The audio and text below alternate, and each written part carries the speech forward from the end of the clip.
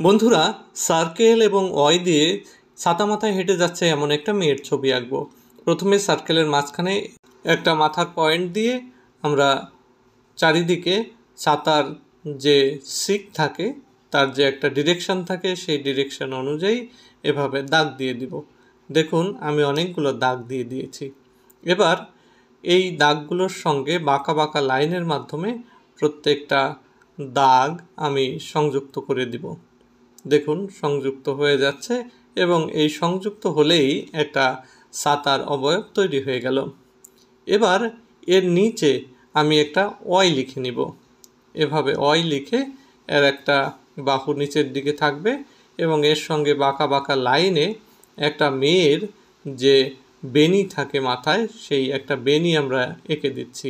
বেনির নিচে এরকম একটা ফিতা এখানে এঁকে দিয়ে নিচে কিছু চুল আমরা দিয়ে দিব।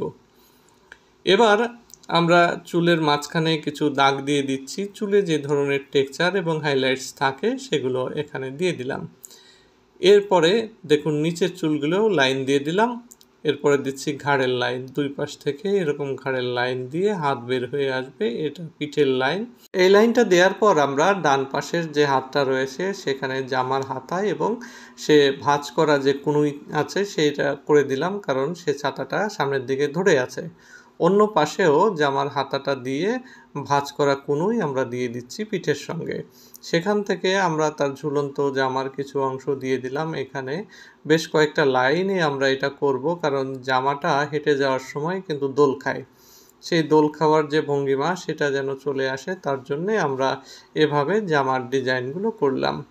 এর মাঝখানে কয়েকটা দাগ দিয়ে দিলাম। এরপরে জামার পেছনের দিকের যে গলার অংশ থাকে সেটা দিয়ে দিলাম। এবার মেয়েটির জামায় আমরা একটা বর্ডার দিয়ে দিব। এর ভাঁজে ভাঁজে এভাবে বর্ডারটা দিয়ে দিচ্ছি যাতে জামাটা দেখতে অনেক সুন্দর লাগে। এরপর সে হেঁটে যাচ্ছে, হেঁটে যাওয়ার ভঙ্গিমায় তার একটা পা আমরা এঁকে দিলাম। এটা হচ্ছে বাঁ পাশের পা। এই পায়ের ডিজাইনটা আমরা বেশ ভালোভাবে দেখে নিব, কারণ হেঁটে যাওয়ার সময় পায়ের কিন্তু একটা আলাদা বিশেষ ড্রয়িং হয়। সেরকম করে পায়ের জুতার পাতাটা আগে এঁকে নিয়ে তারপরে জুতার অংশটুকু আমরা এখানে কমপ্লিট করলাম। অন্য আরেকটি পা সে মাটিতে ফেলে আছে, আর অন্য পাটি হচ্ছে উঠিয়ে নিয়ে যাচ্ছে। যে পাটি মাটিতে পড়ে আছে সেই পাটি আমরা এভাবে দিয়ে দিলাম তার সোল সহ। এবার আমরা পেন্সিলের দাগটা রাবার দিয়ে মুছে আমরা মেয়েটির জামায় এ ধরনের একটা হলুদ রং দিয়ে দিলাম। জুতায় কিছু টেক্সচার এরকম দিয়ে দিলাম, দুইটা জুতা একরকম করার জন্য। এরপরে জামার বর্ডার লাইনে দিয়ে দিলাম একটা গোলাপি রং এবং চুলে আমি কিন্তু পেন্সিল রং দিয়ে দিচ্ছি। এরপরে ছাতাটা আমি ভ্যারিডিয়ান গ্রিন দিয়ে দিচ্ছি। আমি কিন্তু আসলে ব্রাশ পেন দিয়ে কালারগুলো করছি, আপনারা কিন্তু যে কোনো কালার দিয়ে এটা করতে পারেন।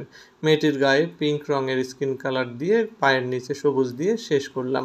বন্ধুরা, আজকের ভিডিওটি আপনাদের কেমন লাগলো কমেন্টে জানাবেন। ভালো লাগলে শেয়ার করবেন এবং লাইক দিবেন।